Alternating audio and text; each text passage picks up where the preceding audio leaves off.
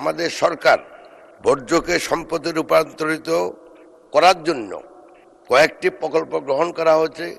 এর মধ্যে আমি যতটুকু জানি যে আমিন বাজারে একটা বর্জ্য ব্যবস্থাপনা প্রকল্প স্থাপিত হবে, যেই প্রকল্পে আমরা বর্জ্যকে এনার্জিতে বা শক্তিতে রূপান্তরিত করা হবে। ঢাকা শহরের অত্যন্ত গুরুত্বপূর্ণ একটি প্রবেশদ্বার হচ্ছে যাত্রাবাড়ি ড্যামরা। আমার নির্বাচনী এলাকা 2003 সালে সাবেক প্রধানমন্ত্রী মরহুমা বেগম খালেদা জিয়া এখানে একটি ল্যান্ডফিল্ড স্থাপন করেন বর্জ্য ব্যবস্থাপনার জন্য।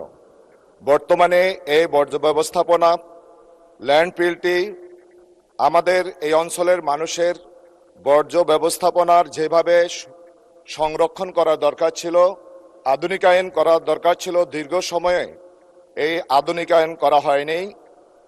ফলশ্রুতিতে বায়ু দূষণ আমাদের এই অঞ্চলের মানুষের প্রতিনিয়ত তাদের শ্বাসকষ্ট এবং সর্বরোগ বিভিন্ন সংক্রমণ রোগে আমাদের এই অঞ্চলের মানুষ আক্রান্ত হচ্ছে এবং ওই অঞ্চলের মানুষ তার বসবাসরত বাড়ি বাসা ছেড়ে সে অন্যত্র বসবাস করতে হচ্ছে।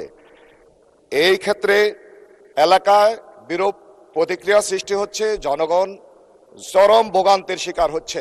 আমি মাননীয় মন্ত্রীর কাছে জানতে চাই, আমাদের এই বর্জ্য ব্যবস্থাপনা ল্যান্ডফিল্ডকে আধুনিকরণ কল্পে সরকারের কোনো পদক্ষেপ আছে কিনা? মাননীয় মন্ত্রী, মাননীয় স্পিকার, আপনাকে ধন্যবাদ। মাননীয় মন্ত্রী জনাব আব্দুল্লাহ আল মিন্টু। মাননীয় স্পিকার, আপনাকে ধন্যবাদ। আমি মাননীয় সংসদ সদস্যকে ধন্যবাদ জানাই এই প্রশ্নের জন্য। এই ব্যাপারে আমরা অলরেডি একটা সমীক্ষা চালিয়েছি, ওয়ার্ল্ড ব্যাংক চালিয়েছে, অন্যান্য বিদেশি প্রতিষ্ঠানও চালিয়েছে। আমি ওনার সাথে একমত। যেভাবে আমাদের এখন বর্জ্য ব্যবস্থাপনা হচ্ছে তাতে বিভিন্ন ধরনের রোগ জীবাণুর জন্য আমাদের মানুষের স্বাস্থ্যের ক্ষতি হচ্ছে। তবে মাননীয় সদস্যটা আপনাকে বলতে পারি যে আমাদের সরকার বর্জ্যকে সম্পদে রূপান্তরিত করার জন্য কয়েকটি প্রকল্প গ্রহণ করা হয়েছে।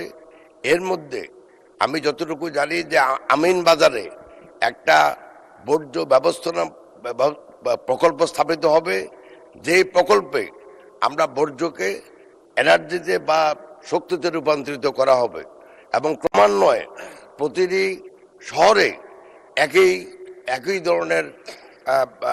ধরনের প্ল্যান স্থাপন করা হবে, যাতে করে এই বর্জ্য মানুষের স্বাস্থ্যের ক্ষতি না করে যেন আমরা এটাকে সম্পদে রূপান্তরিত করতে পারি।